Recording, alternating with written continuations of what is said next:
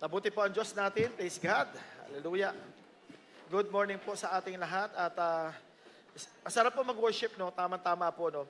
Habang ang mundo po nagsasabi na ang buwan ng August ay buwan na kung saan ay walang mangyayari, walang blessing, at sabihin natin parang hindi maganda. Yan po ang mundo. But again, looking to the word of the Lord, ibang-iba po yung sinasabi ng Diyos patungkol po sa taon na ito. Maganda po yung taon natin, maganda po yung kanyang ginagawa, kapatid. Ano man yung pangako niya, hindi niya bibitawan. Huwag mo rin bitawan yung kanyang pangako, panghawakan mo lang, kapitan mo lang, kapatid, yung mga promises ni Lord. No, in due time, God is going to bring forth His promises to your life. At meron siyang gagawin sa buhay natin. Amen ba? Amen ba yun, kapatid? Exares mo lalo yung sarili mo, kapatid. Atong month of August, himala ko to, kapatid nga. Imagine mo nga si Jose Marichan nga, sumisilip na, di ba? Excited na po talaga sa Kapaskuhan. So tayo rin po, kapatid, every time we worship the Lord, every time we gather as a church, kapatid, samahan mo ng kagalakan, samahan mo ng joy, samahan mo ng excitement, samahan mo ng expectation. No, mag-expect ka, kapatid, probably, itong month na to, nawala yung expectation natin. Hindi ka nag-expect ng isang malaking bagay sa Panginoon. Pero this morning, kapatid, as the whole month of August na binubuksan natin, mag-expect ka, kapatid. No, dahil maraming ginagawa ang Diyos sa buhay natin. His mercy and His goodness is always you every morning. Great is thy faithfulness. Amen ba yun? Hallelujah. Good morning po muli sa ating lahat. At tingin nga, kaliwa ka mo, sabi mo, good morning. Sige lang, ano mo lang, good morning. Yan po sa atin lahat, good morning. Konting smile, para po medyo, magising at the same time, no, magdiwanag yung ating mga mukha. Ayan po, no, magdiwanag, no. At tulad po ng, maliwanag. Anyway, so before we give our offering, I want you to be encouraged po sa ating offering today. I want you to open your Bible po sa Deuteronomy chapter 16, verse 17 ng Amplified Bible. Sa Old Testament po, sinabi po dito, sabi niya, every man shall give as he is able in accordance with the blessing which the Lord your God has given you. Ang ganda, no? Every man, every person, man or woman, babae, lalaki, bata, matanda, sabi niya, every man shall give as he is able. Yung anong man ang kakayahan mo, ano yung kaya mong gawin. So pag binalikan po natin itong context na to, meron pong traditional ang Israel ng Old Testament time, na kung saan meron silang celebrate ng mga feast. At every year, kailangan nilang puntahan lahat ito at nagdadala sila para pasalamatan ng ating Panginoon at bigyan ng biyaya ang Diyos. So 3 times. Pero kung i-apply natin in our time, at sa panahon natin, yung instruction niya, ang ganda sinasabi niya, every man shall give as he is able. Ibig sabihin, able. Yung ating kakayahan. Yung kaya mo. Ano yung kaya mo? So hindi pinipilit ng Diyos yung kaya mo ibigay. Although the Lord require us to give our tithes ng ating tithes ng 10%, at yung sabihin natin, kung kaya pa natin go beyond that, kapatid, but it is a good reminder for all of us na kasama yung puso sa pagbibigay. Huwag natin kalilimutan parati yung puso, yung kagustuhan mo, yung gustong-gusto mo magbigay. Kaya nga sabi ito, every man shall give as he is able in accordance with the blessing which the Lord your God has given you. Ibig sabihin, ano yung binigay ng Diyos? So nagbibigay tayo kasi merong binigay ang Diyos. Tama po ba? Amen ba yun? Parang ang lakas ng amen lakas po na. Diba? Kasi nagbibigay tayo kasi ang Diyos ang unang nagbigay sa atin. Kaya hindi mo pwede sabihin, wala naman pong binigay ang Diyos sa akin, Pastor, kaya hindi po ako makapagbigay. No, ang dami pong binigay ng Diyos sa atin. The time, the talents, the treasure, our lives, everything, kapatid, kumakain ka, malakas ka, protected ka, ang dami binigay ng Diyos sa atin. Kaya nga, pwede natin siyang pasalamatan. Ibalik natin yung pasasalamat sa pamamagitan ng ating pagbibigay, yung kaya nating ibigay sa Panginoon. At ito naman po, nagsulat po si Pablo in relation po sa Corinthians para po i-balance yung Old Testament papunta po sa New Testament. Sabi ng 2 Corinthians chapter 9 verse 7 to 8, sabi niya dito, each of you should give what you have decided in your heart to give. Decided. So Old Testament and New Testament time, parati niya sinasabi, isa lang yung sinasabi niya, sa Old Testament, sinabi niya, every man shall give as he is able, in accordance. Pero sinabi niya naman sa 2 Corinthians naman, each of you should give what you have decided in your heart to give. Ano yung gusto mong ibigay sa Panginoon? Kapatid, tatatanggap at tatanggapin ng Diyos yung ibibigay natin sa Kanya na kasama yung puso natin. Kaya nga, each of you should give what you have decided in your heart to give. Kapatid, you can pause for a while and ask the Lord, God, what can I give to you today? Ano ba pwede kong ibigay sa iyo ngayon na alam ko maluluwalhati ka at matutuwa ka? So every time we give to God, kapatid, don't just give, no? Sabi dito, not reluctantly or under compulsion. Wag lang nyo napilitan. Wag nyo nakikita ng kapatabi mo, nagbigay siya ng 1,000, ako naman 2,000. Wow. Yung kabila na, 2,000, 5,000. Gumagano'n pa, no? 5,000, check, 10,000. Kaya, hindi, no. Sabi ito, not reluctantly or under compulsion, for God loves a cheerful giver. So every time we gather as a church, kapatid, parating, kasama yung puso. Yung pag-worship natin, yung pagbibigay natin, yung pagpunta nyo lang dito sa church, kasama na yung puso, kapatid. Bakit? May effort kang ginawa. Kaya nga, sabi ng verse 8 naman, ang blessing ni Lord sa atin, and God is able to bless you abundantly. So when we give our tithes, our offering, faithfully to God, sabi ng verse 8, and God is able to bless you, to bless us. Kaliwa kanan, sabi mo, God is able to bless you. Oh, diba? Ang sarap, diba? Ngayong August pa lang, sinasabi mo na, Lord, salamat po that you can bless me, kapatid, no? No. And God is able to bless you abundantly so that in all things, at all times, having all that you need, you will abound in every good work. At all things, at all times, even the month of August, kapatid. No. Sinasabi ng mundo, of course, sa lahat po ng mundo natin, parati sinasabi, ghost month, walang papasok na biyaya, walang blessing, walang ganito. Wow, no, okay, no. Pero iba yung sinasabi ng Lord sa atin. Masabi niya dito sa atin, no, and God is able to bless you abundantly. So that in all things at all times, having all that you need, you will abound in every good work. Mas lalo ka magpapatuloy gumawa ng mabuti sa kapwa natin. Ang sarap yata tumulong. Amen ba? Ang sarap mag-bless. Ang sarap pong maging biyaya sa Diyos. Kaya nga we are called to be a blessing. Diba? Blessed to be a blessing. Kaya tayo pinagpapala ng Diyos para maging pagpapala sa maraming tao. Yan po yung panawagan natin. Okay, come on, let's pray for our offering today. Hallelujah. Salamat po, Panginoong Diyos, na ikaw yung Diyos na makapangyarihan, ikaw yung Diyos na tapat. Salamat sapagkat ikaw yung unang nagpala, Ama, sa buhay po namin. Ikaw yung unang nagbigay, ikaw yung unang nagpalakas, nagprotekta, nagpatawad sa aming mga kasalanan, binago, Panginoong Diyos, at pinagpala kami. Hayaan mo, Panginoong Diyos, Ama, sa aming pagbibigay, Lord God, in our tithes, in our offering, Lord God, in our giving today. May you find us faithful, Lord, in everything that we are doing to your kingdom, Lord God, to your name. Aming Ama, patuloy mong gamitin ang aming mga buhay upang lalo kang maluwalhati at may taas po sa aming kalagitnaan. Salamat po, pagpalain mo po ang bawat isa, Panginoong Diyos, at maging, Lord, yung mga kasama namin na nagpaplano magbigay, maaring hindi ngayon, maaring sa Wednesday, maaring Saturday and Sunday. Father, we pray for your blessings, Lord God.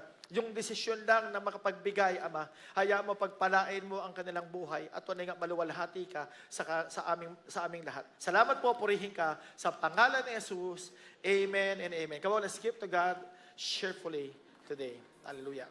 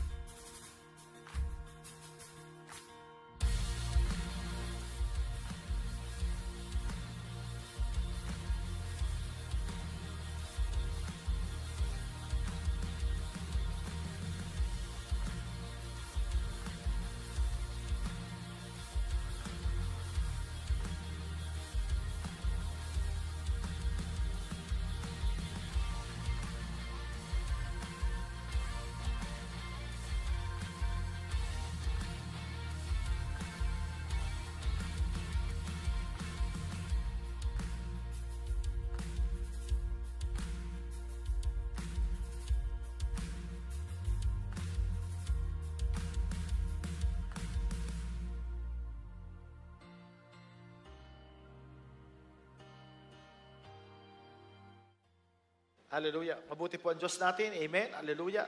No, at alam ko marami pong ginagawa ang Diyos natin. Of course, before we proceed po sa ating word, mamaya na po yung ating communion after po ng word natin. At let me just give you some announcement po today para po makita natin. Mas maganda. Okay, discipleship classes, batch 2 po ng the year 2025. Sunday, ngayon pong Sunday after 10 a.m. Ay, meron ba ngayon? Wala, no, next Sunday, no? Tama, no? Kasi ano nga po pala, no? Next Sunday pa po pala to, no? So next Sunday po, sisimulan po natin muli, no? Yung batch 2 natin. Next Sunday po, no?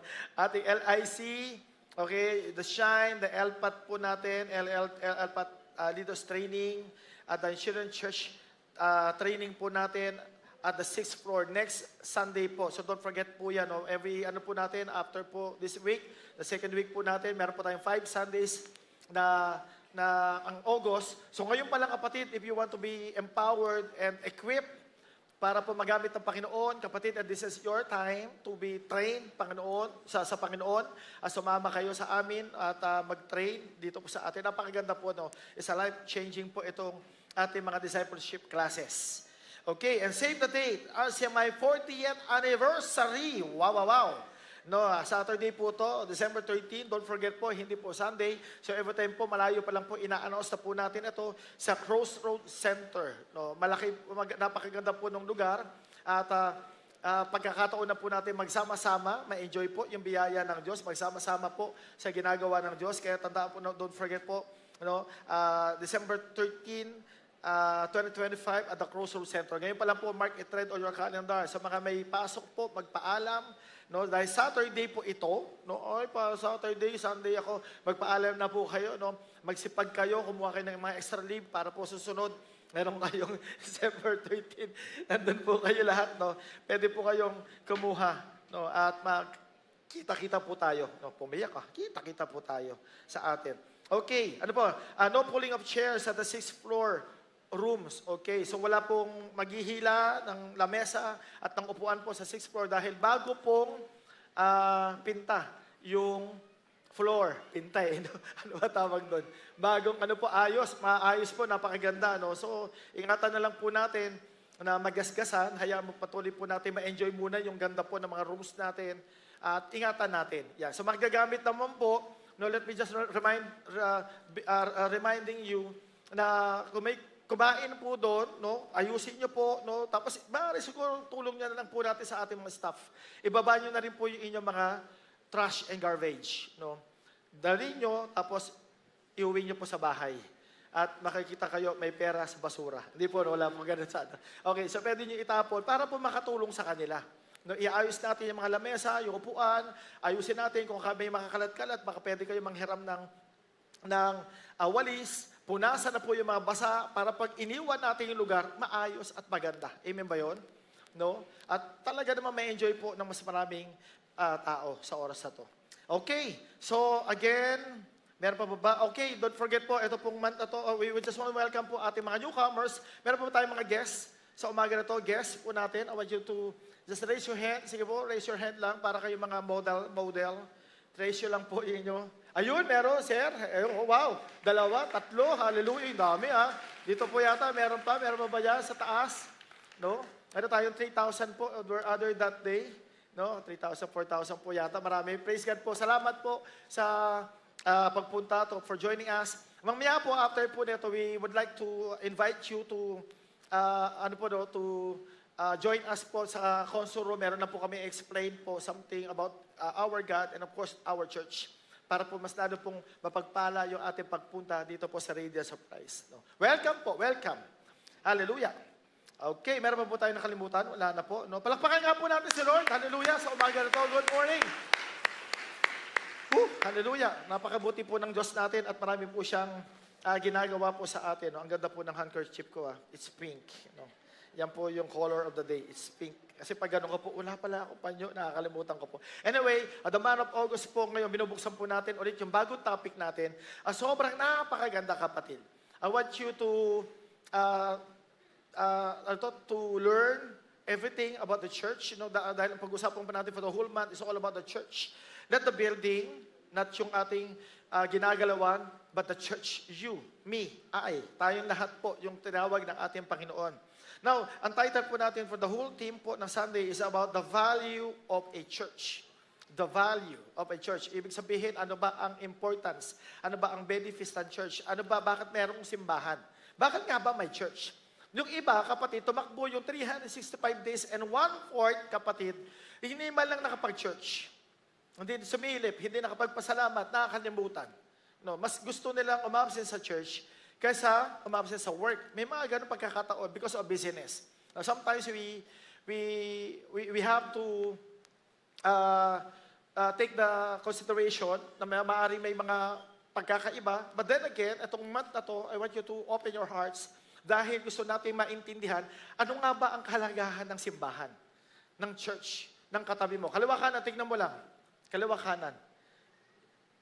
Yan ang church. Tayo ang church. No? Ay, ganun pa? Opo. No? We are the church. The big idea of the church, sabi nila, the church plays a major part in the life of every Christian all over the world.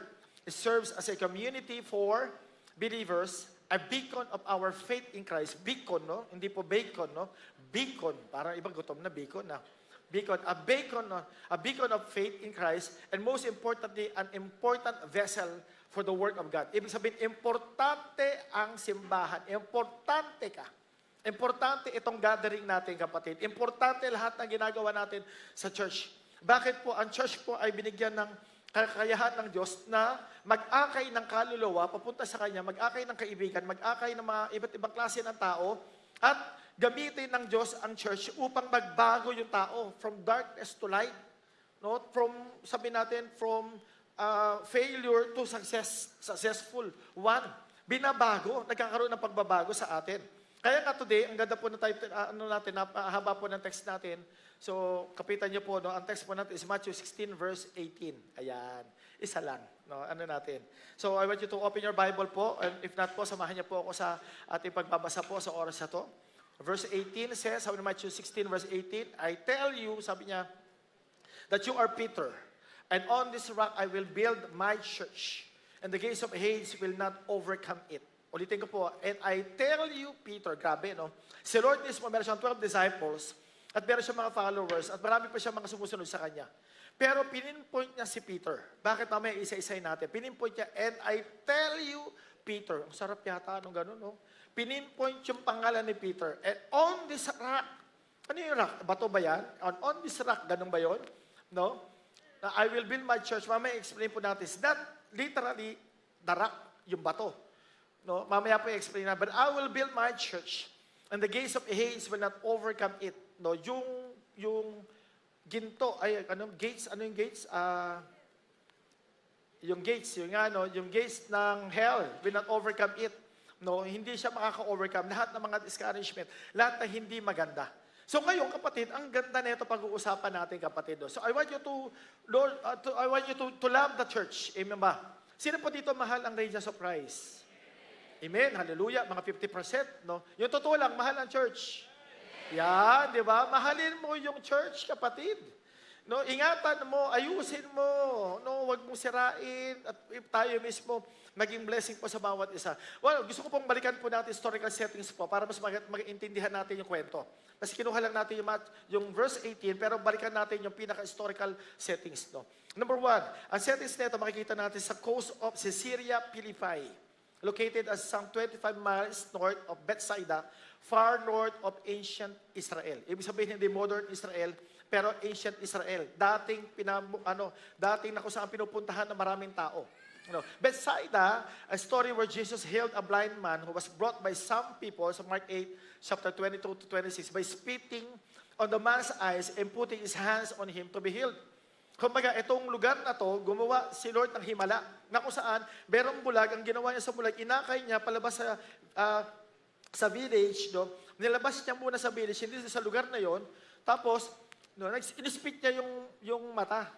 No, dinuraan niya. Grabe, no? Kaliwa kanan, tingnan mo nga. Wag po. Imagine mo, di ba? Sino ba naman nagdudura sa mata ko? Hindi na nga ako makakita. Dinuraan mo pa ako. No, grapang gano'n, no? But again, kapatid, doon nagsimula. Sabi niya, ano nakita mo? Tapos pagtingin niya, I see trees, no? I see men like trees. Nakita niya parang kulang pa. Sinarado niya ulit, kumuha siya, at hinilid niya, pinag-pray niya, totally nabuksan yung mata ng tao. No, nagkaroon ng himala. So, diyan po yan, sa tinatawag natin, ito yung settings natin. No, ano pa makikita natin? In ancient times, the city was called Balinas, a Gentile city, a center of Baal worship. So, yung lugar na yung kapatid, hindi siya lugar na kung saan pinamumugaran ng mabubuting tao. Kumbaga, ang lugar na to ay Baal worship, na kung saan maraming tao, mga pagano, mga Gentile, na kung saan nagpupunta doon to worship. Baal was the Phoenician god of fertility and nature. Later, the name Baal was changed to Panias. Panis. Because the Greek believed that their god Pan was born in a cave in the hills above the city at the foot of Mount Hermon. So naniniwala sila na yung god nila ay galing sa kuweba. At dito makikita nila na pwede silang mabless. So Pan was a half-man goat. Parang iba to, no? So makikita natin sa mga Narnia, no? Half-man, so pwedeng half-man, tapos pwedeng goat yung paa. Hindi natin alam kung ano itsura niya. Believed to be their guardian of flux in nature. So ganun po yung panahon na kung saan itong Gentile na to, itong lugar na to, ay pinuntahan ng ating Panginoon. Pumunta siya doon, na kung saan ang dami nag-o-offer at ang dami naninindang. So doon siya nagsalita. Ano pa? Number 3. Caesarea Philippi also contained a luminous marble temple. Luminous, ang ganda ng templo, kapatid. Wala bang lead wall, pero pag pumunta ka doon, mamamangha ka, ang ganda, pre. No? Pag tinignan mo, marble. No? Wala pang marble land, wala pang marble sa ano. Pero dito, kapatid, nakita na dito, sabi niya. No? Ano makita dito, no? Built by Herod Philip to honor Caesar, the Roman emperor who was considered to be a god. Bakit? Kasi sa kanila, the citizens of this city were required to enter this temple at least once a year. Ni-require. No, pumasok kayo sa templo once a year. Ganun katindi, Place a piece of incense, naglalagay ng incense, on a burning altar, and proclaim, Caesar is Lord. Grabe, no? Caesar! Sa atin po ngayon, yung Caesar, naging salad na siya, no? Salad at saka pizza. Kaya masarap na siyang kainin. Pero dito, nung time na yon, ganun katindi yung divination, ganun katindi yung idolatry sa kanila. Yung temple pa lang, yung mga tao pa lang, yung paniniwala pa lang, yung mindset pa lang, grabe. So talagang ibang isip. Question, kapatid, pwede ba sa panahon natin ganyan din yung isip ng tao sa panahon natin? Yes. Kaya nga marami pa mga atheists, marami hindi naniniwala sa Panginoon ngayon. Although, no, alam nila, narinig nila, pero hindi na sila naniniwala. Kaya nga importante ang church sa oras na to. Now, let us go back to the context of the story. Balikan natin muna, kasi ang text natin is 18 lang, pero balikan natin muna ng konti atas tayo sa verse 10 and the following, para maintindihan natin. Okay, sabi ng verse 10, sabi niya, ng 13, Peter declares that Jesus is the Messiah. Now, when Jesus, sabi niya dito, came to the region of Caesarea Philippi, he asked his disciples, tinanong niya kanyang mga disciples, sabi niya, who do people say the Son of Man is? O tinanong niya yung 12, sabi niya, who do you say? Sa tingin niyo, sino daw yung Son of Man? No, tinanong niya, kasi yung mga tao doon, pumunta sila, hindi sila, walang kaalam-alam yung mga tao, si Jesus, walang ganon. Bakit niya? Kasi Baal, yung lugar na yon, Baal worship, at hindi maganda. Kaya sabi niya, they reply, some say John the Baptist, others say Elijah, and still others Jeremiah, or one of the prophets. Apat yung binanggit, apat yung binanggit, no? Mapapansin natin. Mas binalikan niya, but what about you, he asked? Who do you say I am? Ang tindi, among the 12, si Simon Peter ang sumagot. Simon Peter answered, you are the Messiah, the Son of the living God. Ikaw yung Messias. Ikaw yung hinihintay namin na matagal. Ikaw yung magliligtas sa amin. Grabe, no? Yung revelation ng ating ng Panginoon. Sabi ng verse 17, Jesus replied, blessed are you, Simon, son of Jonah, for this was not revealed to you by flesh and blood, but by the Father in heaven. Napakapalad mo, Simon, Peter, son of Jonah, hindi ni-reveal ito ng paligid, ng anuman tao, pero ni-reveal ito ng Diyos sa atin. Kaya nga kapatid, ang sarap kapag nagbabasa ka ng Bible, may mga revelation sa atin, amen ba yun? Kung maniniwala ka na itong month na to is a month ng ghost month, ay, ikaw na lang. Pero iba sinasabi ng Bible ngayon sa atin. Same thing, sinasabi niya dito kay Simon. Sabi niya, blessed are you, Simon, son of Jonah, for this was not revealed to you by flesh and blood. Walang tao nag-reveal, but by Father in heaven. Ibig sabihin, kapatid, may mga time pala talaga, nagre-reveal si Lord sa atin ng mga bagay na kailangan natin maintindihan sa buhay natin. At sabi niya dito sa verse 18, I tell you that you are Peter. Sabi niya, I tell you that you are Peter. Talagang, siguro kung who? I tell you that you are Sherwin. No? Sarap ng feeling siguro niyo. Amen? No? And on this rock, I will build my church, and the gates of Hades will not overcome it. Daanan natin, kapatid, na maintindihan natin. Question number 1. No. Anong question ni Lord? Jesus asked His disciples, who do people say the Son of Man is? Konting study po tayo para medyo maintindihan natin. No? Sabi niya, John the Baptist. Bakit niya binanggit yung John the Baptist ng panahon na yun? No. Kasi po, hindi lang niya binanggit ni Peter for the sake of banggitin. Hindi po. Kasi sila mismo naghihintay na alam nila na may babalik to prepare the way of the Lord. Kaya sabi nila, a holy man willing to die for his faith, no? So even King Herod thought that Jesus was John the Baptist, raised from the dead. Alam ni King Herod na merong John the Baptist na napugutan na muling babalik. No? Kaya nga sabi ng ng Matthew 14, verse 1 and 2, sabi niya, at the time of Herod, the Tetrarch, heard the reports about Jesus, and he said to his attendants, this is John the Baptist. He has risen from the dead. That is why miraculous powers are at work in him. Kita mo sinabi niya, ay si John the Baptist to. Yung pinugutan natin ng ulo. Kaya pa nasabi niya, some say you are John the Baptist. Ano pa? Pangalawa, Elijah. Sino po nakakalala kay Elijah? No, grabe to Pag usapan natin to, ito yung talagang man of God na sobrang grabe yung pag-ibig sa bansang Israel. No, Elijah, the greatest of all Old Testament prophet. According po, of course, this is scripture. The Jews are expecting Elijah to return just because the Messiah came. Sabi niya, some believe that Jesus was the forerunner but not the Messiah. Alam nila. Kaya nga sabi ng Malachi chapter 4 verse 5, see, I will send the prophet Elijah to you before the great and dreadful day of the Lord comes. So nag-expect sila na si Elijah na kinuha ng whirlwind, babalik muli bago dumating ang ating Panginoon. No, ganun katindi. Kaya some say you are John the Baptist, some say you are Elijah. So hindi nagbabanggit si Peter for the sake of banggitin lang, hindi. Meron silang ina-expect. Ngayon, pinapakilala ni Lord, teka lang, eto na ako. Kasi yun ang naging failure ng mga Israel, ng mga Pharisees and the Sadducees and the teachers of the Lord. Na dumating ang ating Panginoon, nakakalimutan nila. Ano pa? Some say you are Jeremiah. Yan, Jeremiah. The famous word of Jeremiah, ano po yun? Kinakanta natin, no? His word is like a fire. No? Like a fire shut up in my bones. Grabe, kinuha ng Planet Shaker. Famous word, no? Shut your word, no? Shut up in my bones. Nag-iinit ako. Hindi ko pwedeng sabihin, hindi ako pwedeng talian. At hindi ako pwedeng magsalita patungkol sa Diyos ko. Ganun katindi. So Jeremiah, known to be a weeping prophet who had a deep sorrow over the sins of Israel, was believed to return just before the Messiah came. Jeremiah was an end times forerunner, much like the prophet Elijah of the Old Testament. Much like, katulad. No? Ano ba? Number 4, one of the prophets. Ibig sabihin, isa sa mga propeta noon. Ibig sabihin, a man of God sent with a message for the time and for the coming generation, or a man in whom resided the spirit of one and of the great prophets. Ibig sabihin, lahat ng padating, meron in-expect sila bago si Lord. So pwede pala kapatid, kasama nila si Lord, kasama ni Lord, yung 12 disciples, pwedeng iba yung tingin nila. Kaya ang ginawa ni Lord, pinupunta niya sa lugar na kung saan yung lugar na yon ay mayroong mga, sabi natin, Baal worship, at doon niya tinanong yung kanyang mga disciple. Pero ang galing naman ng sagot siya, of course. No? Ang ganda naman. Now, si question number 2, balikan natin. Anong sagot? Sabi niya, some say. Tapos binalik niya ulit sa kanyang mga disciple. At si Peter ang sumagot, who do you say I am? Verse 15 to 16.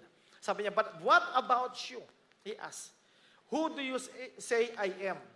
Simon Peter answered, you are the Messiah, the Son of the living God. Grabe.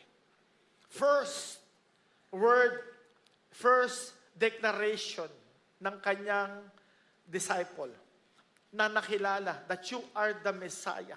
Kaya nga willing to die ito mga disciple na to, ito mga panahon na to. So, what about you? Question ko ngayon kapatid, ngayong umaga na to, sino ba si Lord sa iyo? Kaliwa kanan, sabi mo, sino ba si Lord sa iyo? Yan. No. Kasi makikita niyo po, kapatid, pag hindi mo kilala ang ating Panginoon, yung commitment mo medyo parang hapsyaw-hapsyaw lang, okay lang. Pero pag meron kang deeper knowledge and understanding about our God, and of course, yung relationship mo, lalong lumalalim, iba rin yung tulak ng faith mo, iba rin yung laban mo, tinutulak mo. So ngayon po, sinasabi natin, no? So Peter responded with his whole heart, a strong declaration and confession of the true identity of Jesus. You are the Messiah. You are the Christ, the Son of the living God. You are the Messiah. You are the Christ, the Son of the living God. Grabe, no? Declaration, no? Ulitin natin sa word, sa Bible, pag inuulit-ulit, ine-emphasize, ito 3 beses sinabi ni Peter, Peter, Lord, ikaw yan eh. Now, what is Messiah? Lagyan ko lang po, no? Si Hebrew word is Mashiach. Mashiach. Sa Greek word naman po is Christos. Parehas. Which both mean the anointed one. You are the anointed one of God. Pero sinasabi ni Peter, Lord, you are the anointed one of God. Meaning, Israel is waiting for a long-awaited king sent by God to restore and save the nation of Israel. May hinihintay. Ganun yung Israel, kapatid. Ang ganda ng puso ng mga Israelites. Bakit? They were always waiting for God para i-restore sila, para i-save sila. Question ko, kapatid, ngayon, kapatid, itong August na to, are you waiting for God na kumilos siya sa buhay mo at gumawa ng himala? O wala lang? Kaya nga kanina, yung panawagan ng Diyos sa ating kapatid, i-push mo pa yung faith mo.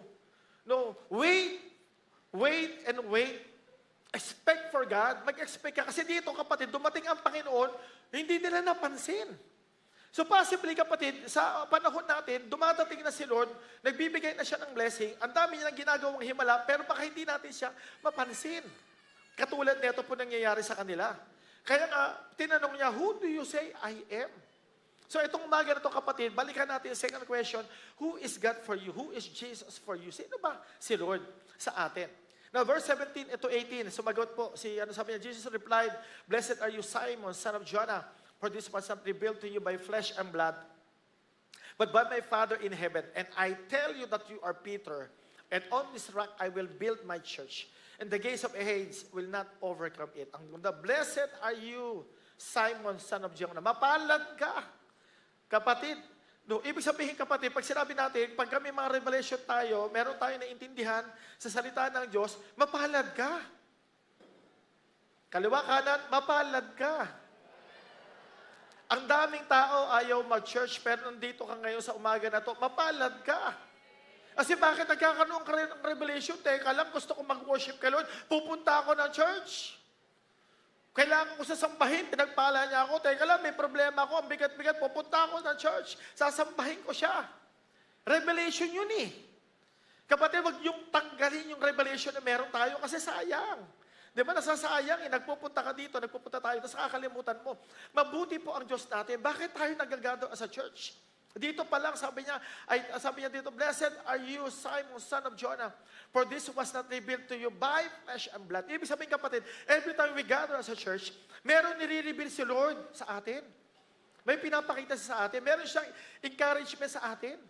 Kaya nga, di ba, how many of you, pag nagpunta ka ng church, pagod na pagod ka, bagsak ka, may problema ka, discouraged ka, you're about to quit, pero at the end ng service, magugulat ka para something na nilift yung sakit, nalift yung discouragement mo, lumakas ka muli, nag-smile ka ulit, nagkaroon ka ng bagong hope, nagkaroon ka ng bagong pag-asa. Meron pa kayong ganon? Experience? Wala? Kami lang po? No, praise God, kami lang.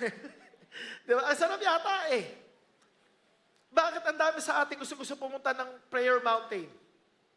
Anong pagkakaiba po ng church sa prayer mountain?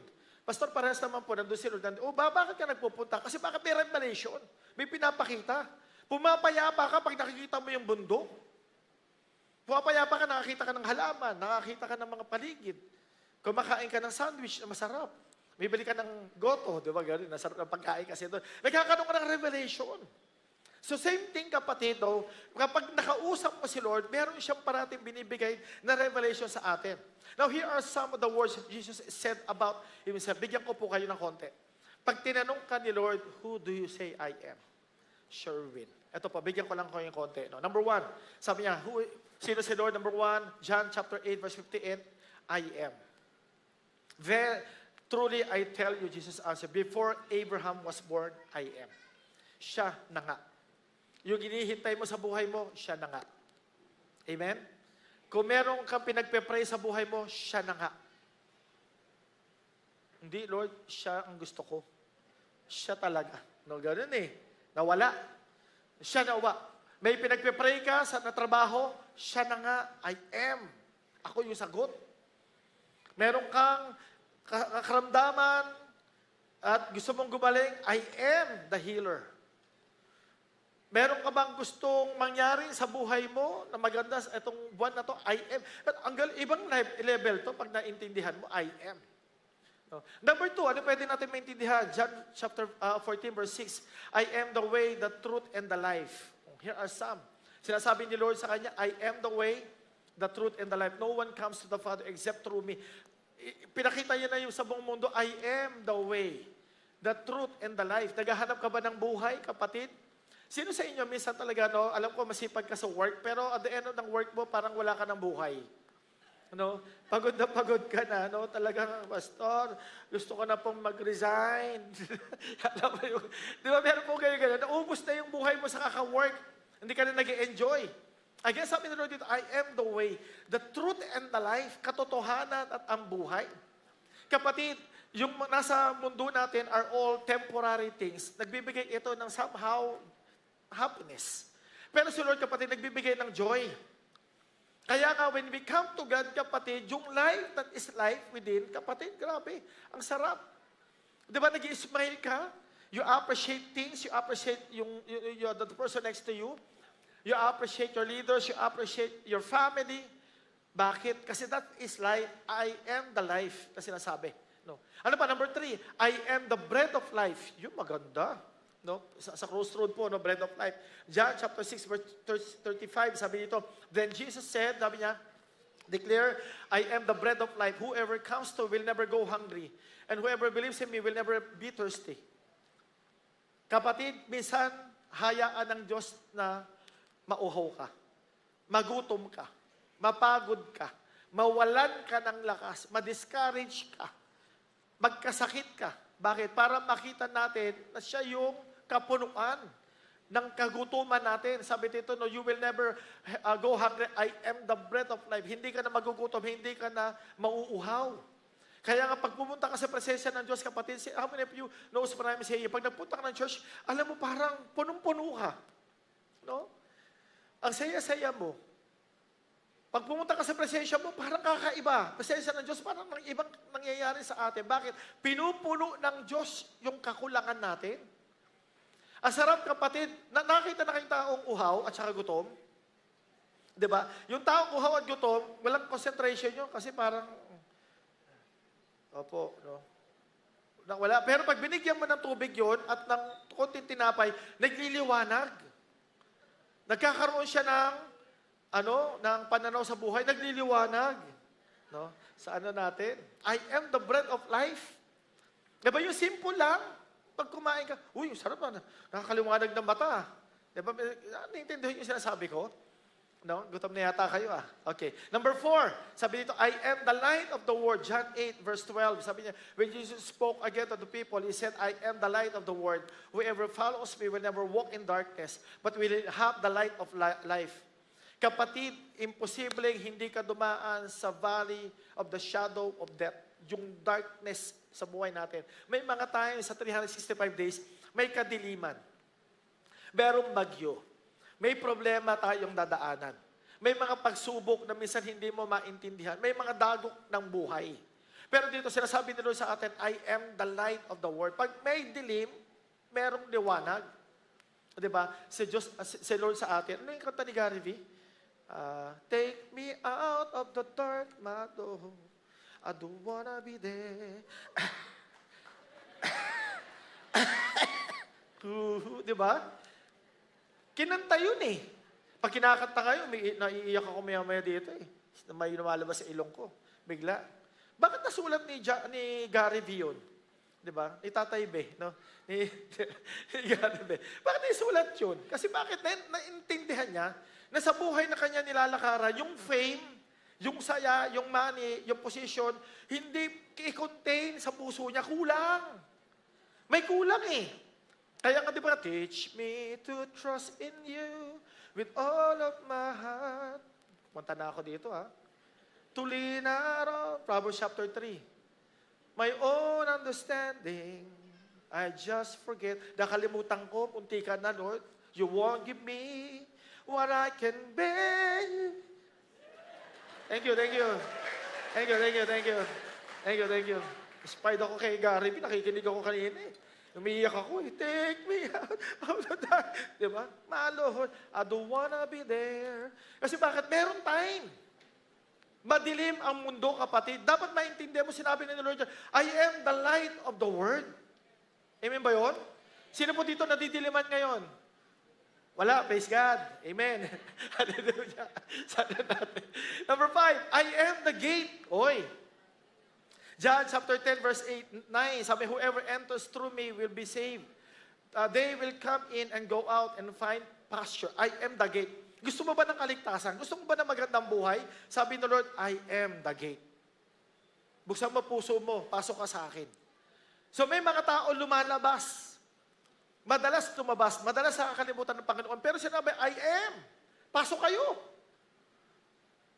Paano ko sinabi ng Lord, pasok kayo sa church? Diba? Pasok kayo sa presensya ko. Pumasok kayo sa isang lugar na kung saan palalakasin ko kayo.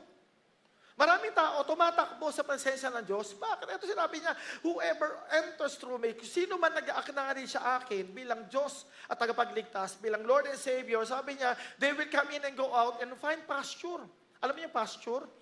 Yung tupa, dinadala ng shepherd, no?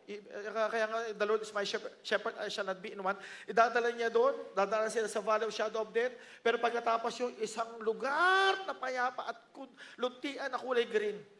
Yung water ay spring, at doon magpapahinga yung mga tupa, kakain sila doon, magpapahinga ng Diyos. Ito yung sinasabi niya, I am the gate. Pagod ka na ba, kapatid? Kaliwa ka na, sabi mo, pagod ka na ba? Sa buhay na to. Sinasabi ni Lord, I am the gate. Diba? Pasok ka, kapatid. Dagdagan mo, basa ka ng Bible. Punta ka sa mga gawain ng Diyos. Punta ka sa church. Worship the Lord. Hina ah. No? Pero alam ko, nakangiti po kayo ngayon, no? Para at least. Diba? Ito yun eh. Wednesday, kapatid, puntahan natin yung Wednesday service. May Saturday tayo, puntahan natin. Kulang pa ba? Puntahan mo si Lord. I am the gate. Sinasabi niya, ako to. Anak, ako to. Pasok ka dito. Ayaw pumasok, kapatid. Yung Vikings, taga-ayaya. Di ba? Ang Vikings, taga-anyaya. Pasok kayo. Gusto-gusto natin pumasok. Di ba? Sunod, kapatid, hindi lang Vikings ang inahanda niya sa atin. Buffet. No? Ayun. Buffet. Kailangan mo na ng wallet. Parang gano'n, no? I am the gate. Number 6, I am the good shepherd. Hallelujah. Ito, gusto ko sa lahat to. John chapter 8, verse 11, I am the good shepherd. The good shepherd lays down his life for the sheep.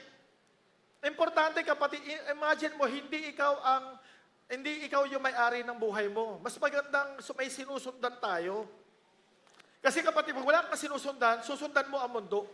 Maniniwala ka sa mundo, sa pattern ng mundo. Sinabi ng mundo, okay lang, sige, no, okay, makipag-sex ka sa lahat ng babae, ikaw din, babae, sa lahat ng lalaki. Okay lang yan, wala nakakaalam. Kasi yan ang mundo eh. Pero ang good shepherd, kapatid, ililid ka sa isang lugar na maayos. Aayusin niya buhay mo.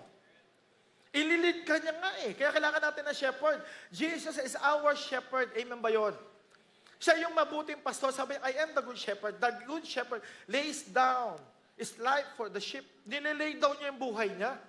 Ibig sabihin, kapatid, itataya ng Diyos yung buhay niya para sa'yo. Pag nilaban mo ang buhay mo sa Kanya, itataya ng Diyos ang buhay niya sa'yo. At nangyari yun 2,025 years ago. Jesus Christ died for us while we were still sinners. Kaaway pa tayo ng Diyos, kaaway pa tayo ng cross, pero namatay na si Lord sa atin. Kaya nga sinasabi niya, I am the good shepherd. Grabe ah. Sino po dito mga fur parents po? Mga fur parents. Na ako po, dami ko pong alaga mga stray cats and dogs. May dogs na po ako, no? Pinakain ko umuulan. Ngayon po gagalop-galop na siya, alam mo, hindi ko maisip, hindi ko mawala sa system ko na isang araw na hindi ko siya pakainin at pagbalik ko, hindi ko siya pakainin. Laging nasa isip ko, meron akong alaga, papakainin ko siya. Bakit? Mahal ko tong alaga ko. Kahit na sabihin natin hayop lang siya. Kahit mababang uri lang siya. Pero mahal ko siya. Bibilan ko siya ng feeds. Oh. Gumagastos na rin po ako ng feeds ngayon. No? Kaya po, yung savings ko po ay naubos na rin po dahil sa feeds. Pero di ba, mahal mo eh. How much more ang ating Diyos na buhay? Amen ba yun? No. Mabuti ang Diyos natin. Palakpakan nga natin si Lord. Hallelujah. Woo! Mabuti ang Diyos natin. Kalawakan na sabihin natin, mabuti ang Diyos natin. Diba? Huwag mo kalimutan niyan, kapatid, ha? I am the good shepherd. Sinasabi ni Lord, I am the good shepherd. Number 7, I am the resurrection and the life. Kapatid, sa mga natatakot po na mawala sa buhay, natatakot na mawala ng mahal sa buhay, dalawa yan, mawala ang buhay at mawala ka ng mahal sa buhay. May fear. Pero sinasabi ni Lord sa atin, sabi niya John 11:25, sabi Jesus said to her, I am the resurrection and the life. The one who believes in me will live even though he dies. Ano, alam niyo po yung namatay po yung father ko, that was October 1, 2018. No, namatay po siya, 8 months po siya nag-battle nung bumalik po yung cancer. Sa kanya, 8 months po talagang, parang almost 6 months po ako ng pasok. At wala na rin po talaga, thank God po sa church, talaga tumulong po sa akin. Pero alam mo, nung kinuha na po siya ni Lord, one of my assurance is, may word siya. Sabi niya, do not let your hearts be troubled. Sabi niya, trust in me. Magtiwala ka sa akin. In my Father's house, there are many mansions. No, I will go there to prepare a place for you. And if I go there, no, I will come back, babalik ako, at isasama kita to be where I am. No, kabisado ko pa po, no. Pagkatapos nung parang pagtingin ko, nung nakita ko po yung father ko, sabi ko, ay, hindi na si daddy to. Totoo po may lungkot, may pain, may sakit sa puso, pero nung tinignan ko siya, ay, hindi na si daddy to. Bakit? Yung word, revelation, asama ni the Lord, yung tatay ko. Diba? Same thing sa mga, alam nyo pong, nag-battle, nawala yung mahal natin sa buhay, kapatid. This is one of the assurance na meron tayo. I am the resurrection and the life. Kapatid, mahalin mo buhay mo. Pero, wag mong mahalin yung buhay mo para sa iyo lang. Mahalin mo ang buhay mo at ibigay mo sa Diyos. Kasi sabi niya dito, I am the resurrection and the life. Ang buhay natin dito is too short. Life is too short. Bigyan tayo ng Lord ng 70, bigyan tayo ng 80, bigyan tayo ng 90, 100, thank God, meron ka ng 100,000.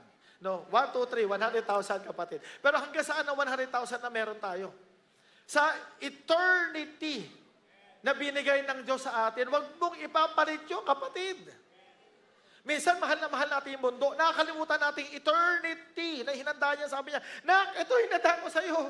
Ito gusto mo? Yan mo, 100 years. Ito hinanda ko sa iyo eh. Ito Kaya sabi niya, John 11:25, I am the resurrection and the life. The one who believes in me will live even though he dies. Kapatid, promises ni Lord sa atin yan. Lahat ng mga nagsuko ng buhay, nagtitiwala sa Diyos. Darating ang time, tatawagin tayo ng Diyos. Pero our prayer is that yung one day sasabihin ni Lord sa atin, well done, my good and faithful servants. Come and share your masasabi. Grabe, siguro iyak. Lord, tapos biglang, Lord, asan po si David? Asan po si Joseph? Si Joseph! Oh, grabe, no? Makikita na natin. Ito yung 12 disciples. Peter! Grabe. John the Baptist. Nandun lahat. Ayaw mo ba makita yon? Diba? Pinagpapalit mo yung gusto natin dito sa mundo na alam mo, naghanda ang Diyos na napakaganda para sa atin. Piging, kapatid. Grabe, hindi lang buffet. Hindi lang, Vikings, iba, malaki. Panalo yun. No? Number 8, I am the true vine. Marami po ito, kinuha ko po mga 100 po. Okay lang po ba kayo? Na nasa number 8 pa lang po tayo. Medyo, marami po ito. Hindi po, number 8 lang po yung kinuha ko para maganda. I am the true vine, John 15 verse 1 to 3. I am the true vine and my Father is the gardener. I cast off every branch in me that bears no fruit. While every branch that does bear fruit, it prunes so that it will be even more fruitful. You are already clean because of the word I have spoken to you. Ang ganda, sabi niya, malinis ka na. Yung vine, nagkakat, kaya minsan makikita mo, may mga pain, meron mga struggles, may mga persecution, may mga parang discomfort sa buhay natin, sa paglakad natin sa Panginoon. Pero sinasabi niya dito, you are already clean because of the word I have spoken to you. Malinis ka na. Kapatid, alam niyo ba, sa dami ng kasalanan natin, yung salita ng Diyos ang nagpalinis sa atin, nagpatawad sa atin, kaya nga dapat marunong ka magpatawad. No, wag ka humingi ng tawad sa mga bumibili, sa mga mangingisda, at saka bigyan mo na, wag ka nang humingi ng tawad doon, pero magbigay ka ng patawad. Pastor, nasaktan ako, hindi ko kaya magpatawad. O sige lang. Pero sana dumating ka sa pagkakataon na tanggapin mo at magpatawad ka kasi yan ang gusto ng Diyos sa atin. You are already clean because of the word I have spoken to you. Matthew 16:18, sabi niya, I tell you that you are Peter, and on this rock, ulitin ko and this testimony, kapatid, ito yung sinasabi ko sa iyo, I will build my church. Amen? No? Siya yung magtatayo ng simbahan. Tatayo niya yung buhay natin. Tatayo niya tayo. Itatayo niya community natin. Yung congregation natin. And the gates of Hades will not overcome it. Build. Sabi ng Greek word po is oikodomeo. From oikos. Pag sinabi natin oikos, kinuha yung oikos, ibig sabihin dwelling, yung tinitirhan natin. Plus doma, building. Ayan po. No? Kaya nagkaroon ng building or a house. From demo. Sabi niya, to build, means literally to build. Ibig construct and erect a dwelling. Ibig sabihin, si Lord, kapatid, na yung binibuild sa buhay natin. Meron siyang inaayos. Meron siyang tinatapyas. Kaya may mga time, kung dati, ang bahay natin, ang buhay natin ay pang second floor lang, baka naman, kaya meron kang discomfort, may pressure, kasi tinatanggal niya, iaangat ka niya for third floor. And fourth floor na. Baka naman ginagawa na nila sa atin, mansion na yung buhay natin. Kaya nga literally, to build. Ano ba? Sabi dito, church, ecclesia. Of course, alam na po natin ecclesia. No? Ek. Hindi eklabu, no? Ek, out, ecclesis, calling. Sabi niya dito. No, kaleo. Tawa ako doon sa sarili ko. To call. Kasi yung ek, parating gamit ng iba, no? Echos, parang echos yan, mga ganyan Pero dito po iba ginamit niya out, palabas. As commonly, sabi niya, used in the Greco-Roman language, referred to citizens who were called out from their homes to be publicly assembled or gathered to discuss or carry out affairs of state. Ibig sabihin, yung church na to, kinuha yung pattern sa Greco-Roman Empire, na kung saan tinatawag yung mga kalalakihan, halika! Kasi paring merong State of the Nation address, SONA, no? Si Pastor Denson, merong soda, no? State of the District address. Oy, atin kayo, tindi, no? Meron siyang lemon soda at saka orange soda. Yan po yung mga kwentuhan mo namin. Masaya mo kayo mga pastor, no? Kaya yun, no? Commonly, ganun din, no? So kaya may church. Ano pa? Hades. Ang Hades po, alam naman po natin. Pero magkaiba po ang Old Testament na pananaw ng Hades sa New Testament. Ang Old Testament, sabi niya dito, was used often to describe the region of all departed souls. Lahat daw ng namatay, whether righteous or unrighteous, describes as departing to Hades. Lahat to mapupunta dito. Lahat ng namatay dito sa His Old Testament po ng pananaw nila. Pero inayos po, of course, ng ating Panginoon, at para maintindihan pa na mas malalim, tinatawag na progressive revelation. Sa theology po may tinatawag na progressive revelation. Ang Hades po gains a more restricted sense and refers to, not to the place of all who die. Hindi sa lahat na namatay, sabi niya believers and unbelievers, as in the Old Testament, but only to the habitat of unbelievers. So in-emphasize sa Old Testament na ang Hades, the Hades na tinatawag, ay para sa mga unbeliever. Sa mga taong tumarikod sa Diyos, sa mga taong hindi naniniwala sa Diyos, sa mga taong yumurak sa Diyos, sa mga taong halos wala man lang pasasalamat sa Diyos at talagang tumarikod sa Kanya. Ang tawag doon Hades, yun ang pinupuntahan nila. So, New Testament Hades comes to the synonymous with what we refer to as hell. No? Yan po yung natin, hell. No? Sana. Now, why does the church exist? No? Tawagin ko po yung worship team natin para natin. 3 things. Bakit nga ba nag-exist tayo? Number 1, to exalt, bless, and glorify the Lord. Kaya po nandito tayo, kapatid, is to exalt, to bless, and glorify the Lord. One foremost natin. Psalm 103 verse 1 to 5, to exalt, bless, and glorify means to thank Him for who He is and for what God has done for us. Ibig sabihin, acknowledge His goodness, faithfulness, and love in our lives. Kaya nandito tayo, kapatid, hindi para magkita-kita lang tayo at pagkatapos mag-fellowship at kumain. Pero one of the topmost purpose of the church is that to exalt, to bless, to glorify the Lord. Kapatid, pag naging ganyan pananaw mo, nagpupunta ka sa church, bakit gusto mo lang siyang pasalamatan? Bakit mo tinatakas ang kamay mo, gusto mo lang siyang pasalamatan? Gusto mo lang siyang luwalhatiin. Kaya nga sabi ng Psalm 103 verse 1 to 5, no? Praise the Lord, O my soul, and all my inmost being, praise His holy name. Sabi ng verse 2, praise the Lord, O my soul, and forget not all His benefits. Tinutulak niya ako, sambahin mo, kaluluwa ko, ang Diyos na buhay. So ito yung lugar natin, kapatid, na you can thank the Lord, that you can worship the Lord, appreciate the Lord for what God has done for us, for who He is. Kapatid, ang buti ng Diyos natin. No? Mabuti at mabuti, no? Ito yung pagkakataon. Kaya number one, it is all for vertical purpose, to worship the Lord. Kapatid, andito tayo para pasalamatan siya. Luwalhatiin siya. Ibigay yung papuri para sa Kanya. No? Kaya sabi ni Philippians chapter 2, verse 9 to 11, sabi niya dito, therefore God exalted Him to the highest place and gave Him the name that is above every name. That at the name of Jesus, every knee should bow in heaven and on earth and under earth, and every tongue acknowledge that Jesus Christ is Lord to the glory of God the Father. Every tongue shall confess. Every knee shall bow in heaven and on earth. Grabe. Every knee, lahat na may tuhod, luluhod sa langit, sa mundo, at sa ilalim. It speaks about heaven, the earth, and the hell. Lahat, every tongue confess, acknowledge that Jesus is our Savior. Kapatid, di ba? Sarap. Andito tayo. Kino-confess natin kabutihan ng Diyos. Ano? When was the last time, kapatid, talagang binida mo si Lord? Minsan, binibida natin yung blessing natin, di ba? Yung achievements natin, yung success natin, yung trophies, yung medals natin. Pero very rare na kinonfess natin at dineclare natin yung kabutihan ng Diyos. Kaya nga sa buong buwan na to, kapatid, gigisingin namin kayo. This is the church. At tayo yun. Number 2, to edify, equip, and strengthen God's people, the church. Una, vertical. Pangalawa, horizontal. To edify, equip, and strengthen the church. Ephesians chapter 4, verse 11 to 13, sabi dito, so Christ Himself, si Lord mismo, gave the apostles, the prophets, the evangelists, the pastors, and the teachers. Church, respect your leaders and love your leaders. Tama ba yun? Hindi po dahil leaders ako o leader ako. Pero si Lord mismo ang naglalagay ng mga leaders sa church. No. Maaaring sabi nila, hindi, palakasan naman yan. Hindi po.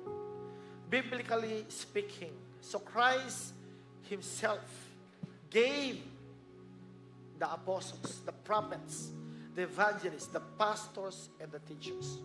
Kapatid, kung natawag ka ni Lord maging pastor, si Lord yun. Hindi kami at tumawag. Kaya nga, you should be proud of it. Proud ka. Bakit ang Diyos ang tumawag sa iyo? Pero kung di ka naman tinatawag, thank the Lord pa rin. Sabi ng verse 12, to equip His people for works of service so that the body of Christ, the church, may be built up until we all reach unity in the faith and in the knowledge of the Son of God and become mature, attaining the whole measure of the fullness of Christ. Sarap, kapatid, di ba? To edify. Si Pastor Sherwin po, kapatid, hindi naman po ako magiging ganito. Kung wala din po mga leaders na umakay sa amin at nagturo. Kung wala po mga seminary, walang schools na nagturo. Sa atin, kapatid, di ba? Nag-elementary tayo, nag-high school, nag-college. At kung gusto mo pa, nag-postgraduate. Pero bakit? Kasi bakit? We want to be equipped. We want to be strengthened. Same thing with the church, kapatid. Bakit nandito tayo? Para pagpalakasan. Kasi bakit? Pangatlo, hindi lang para sa atin, pangatlo, no, is to evangelize and preach the gospel. Balikan ko lang, no? To edify the church means to build up the church in the knowledge. How to edify? Pray for one another. Kaya nga parati po may altar call tayo, kapatid, because we want to pray for one another. Hindi natin alam yung dinadaanan yan. Minsan nakangiti lang yan, pero hindi mo alam, basag na basag sa loob. Kailangan pala ng topic, basag na basag. Kaya we pray for one another. Pangalawa, encourage one another. Share with one another. Correct one another in love. Kung may mga correction, pag may mga mali, this is the church. Kaya nga we edify, we strengthen, we help. Nagtutulungan tayo, kapatid, hindi tayo nagsisiraan. We build the kingdom of God, not the kingdom of ours. Hindi kingdom natin, walang name. Kaya kung mapapasin nyo, kapatid, walang may-ari ang Radiance of Christ. Wala po, kapatid. dadaan kami, darating ang time, may ibang leader na papalit sa amin. Pero si Lord pa rin ang magiging leader ng church, the kingdom of God. Para makita po natin yung kahalagahan. Number 2, sabi niya to evangelize. Number 1, may vertical, may horizontal, at sumunod yung malakihan to evangelize and preach the gospel, good news to the lost world. Proverbs chapter 25 verse 25 says, like cold water to a weary soul is good news from a distant land. Sa Tagalog, kung paano ang malamig na tubig sa nabing nauuhaw, gayon ang mabuting balita buhat sa malayong bayan. When was the last time, kapatid, binida mo si Lord? Kanina ka mo sinasabi. Kailan ba? No, baka naman minsan kailangan mo siyang ibida naman. Hindi yung galing natin, hindi yung talino natin. Minsan ibida mo siya, alam mo, buti ni Lord. No, pinatawad niya ako sa kasalanan ko. Dami kong kasalanan eh. Pero siya tumanggap sa akin. Alam mo, sa totoo lang, siya nag-ayos ng buhay ko. Sa totoo lang, walang-wala ako. Pero ngayon, nandito, binago ako ng Diyos. Diba? Sa totoo lang, sira kami ang pamilya, pero binuo ng Diyos. Sa totoo lang, dati mag-isa lang ako dito sa church, pero tingnan mo, look what the Lord has done. Pakasama ko na yung family ko. Bida mo si Lord, di ba? To evangelize and preach the gospel. Kaya nga, like cold water to a weary soul. Matthew 28:19-20, alam na po natin. Therefore, go and make disciples of all nations, baptizing them in the name of the Father, and of the Son, and of the Holy Spirit, and teaching them to obey everything I have commanded you. And surely, I am with you always to the very end of this age. Kasama natin si Lord, kapatid. Habang ginagawa natin yung kalooban ng Diyos, kasama naman natin siya. Hindi natin kaya yung ministry mag-isa. Kaya kasabi niya, surely, I am with you always to the very end. Sasamahan kita, anak. Yan ang pangako ng Diyos sa atin. In conclusion, Matthew 5 verse 16, ito yung pinaka-calling natin, di ba? Pinaka-purpose ng church. Vision natin. In the same way, let your light shine before men, before others, that they may see your good deeds and praise your Father in heaven. Kapatid, this is the church. Ito po yung simbahan natin. Ito po yung kung saan namatay ang ating Panginoon. This is the church. He died for us sa atin. Ngayong oras na ito, kapatid, magkukommunion po tayo. And we always be reminded that while we were still sinners, Christ died for us. Magkaaway pa tayo, hindi pa natin sinuko-suko ang buhay natin sa Panginoon, pero namatay na siya sa atin. No? Parati natin intindihin, kapatid, because of His love and His grace. Every first Sunday of the month, inaalala natin yung pag-ibig ng Diyos. Wala pwedeng pumantay sa tinatawag na agape, love of God. No? Sa atin, sa oras na ito, kapatid, I'm sure, nung buong buwan ng July, alam ko may nakagalit ka eh. May nakagalitan ka, bumagsak ka, nanghina ka, napagod ka. Mananalangin tayo sa oras na ito. At bago po yan, mananalangin muna tayo. We're going to pray for the elements, and then after that, bibigay na po natin. Aming Ama, salamat po, Panginoong Diyos. Ikaw po yung unang nagmahal, unang nagpatawad, unang nagbigay ng layunin, ng purpose sa buhay namin. Ayaw po, Panginoong Diyos, itong topic na to about the value of a church. Lord, tulungan mo kami na magkaroon ng mga special revelation about you. Na tunay nga, Ama, namatay ka sa amin dahil sa laki ng pag-ibig mo sa amin. Hindi ka nagbiro nung ibinigay mo ang buhay mo sa amin. Panginoong Diyos, hindi ka nagbiro. Tinodo mo ang buhay mo sa amin. Isang patunay lamang ng tunay na pag-ibig. Kaya po, Panginoong Diyos, sa oras na to, yakapin mo kami, patawarin mo kami sa aming mga kasalanan, at tunay nga, maluwalhati ka sa aming kalagitnaan. Father, I pray that you continually bless all the elements today, Lord God. As we partake the bread and the wine, Lord God, may we continually be reminded of your goodness and your faithfulness upon us. Salamat po, Panginoong Diyos. We thank you, Lord, in Jesus' name. Amen, amen. Sige po. We can give the elements na po sa oras ito.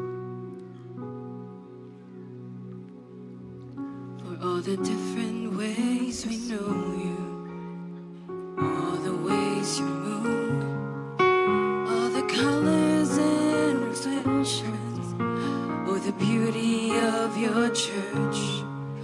What a masterful reflection when we are unified, truly celebrate each other.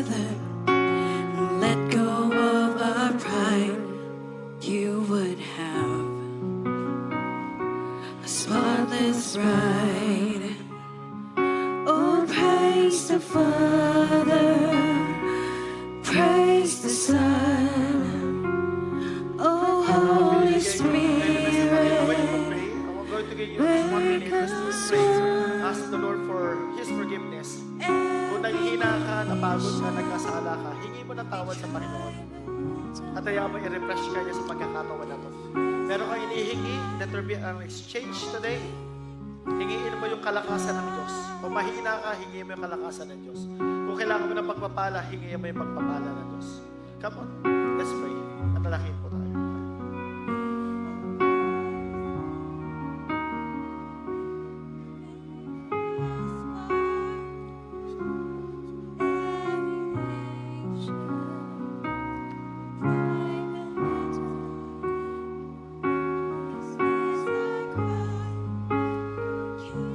Taas po natin ang ating mga breath sa umaga na to. For I received from the Lord what I also pass on to you. The Lord Jesus on the night He was betrayed, took bread, and when He had given thanks, He broke it and said, "This is my body, which is for you. Do this in remembrance of me." Aming Ama, salamat po, Panginoong Diyos, na ibinigay mo ang katawan mo sa amin, nasira ang katawan mo upang mabuo kami. Hayaan mo, Panginoong Diyos, as we partake this bread, may we be united as one with you at magamit mo ang buhay namin sa iyong kalawalatian. Salamat po sa pangalan ni Jesus. Let's take the bread.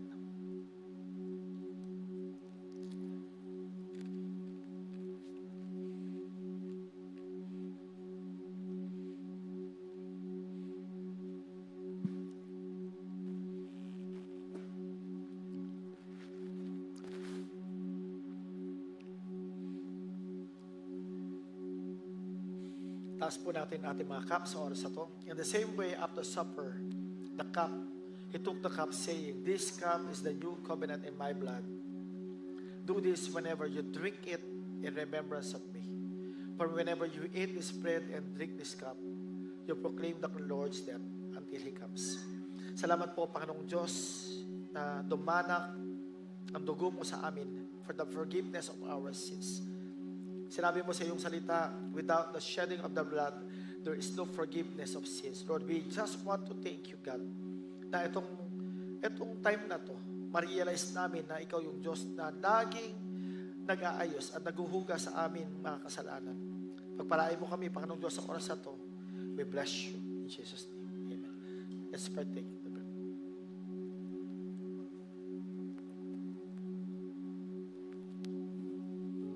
Oh, we praise the Father, praise the Son, Holy Spirit, make us one. Every nation, every tribe and tongue, this is our cry, your kingdom come. Oh, praise the Father, praise the Son, Holy Spirit, make us one. Every nation, every tribe and tongue, this is our cry, your kingdom come. Oh, praise the Father, praise the Son, Holy Spirit, make us one. Every nation, tribe and tongue, this is our cry, your kingdom Aming come. Ama, salamat po, Panginoong Diyos. We are reminded, God, na ikaw yung Diyos na namatay sa amin. At ikaw yung Diyos na patuloy na nagmamahal, Ama, sa amin. Today, Lord God, we open our hearts to you, Lord God. Patuloy mo nga, Panginoong Diyos, na magamit kami, Ama, sa buhay po namin. At lalo-lalo na, Panginoong Diyos, ang buong church, Lord God. As we, Lord, give ourselves to you, may you use us tremendously for your glory. Salamat po, Panginoong Diyos, sa pagkapatawaran ng aming mga kasalanan. Salamat po, Ama, sa iyong kabutihan, sa biyaya, sa grasya, sa pag-ibig, sa pagpapala. Aming Ama, salamat po na may itong oras na to, ikaw lang po ang siyang patuloy na maluwalhati, Ama, sa amin. Salamat, salamat, salamat. Purihin ka sa pangalan ni Jesus. Amen and amen. Hallelujah. Rachel's family. God bless you all po. Pagpalain tayo ng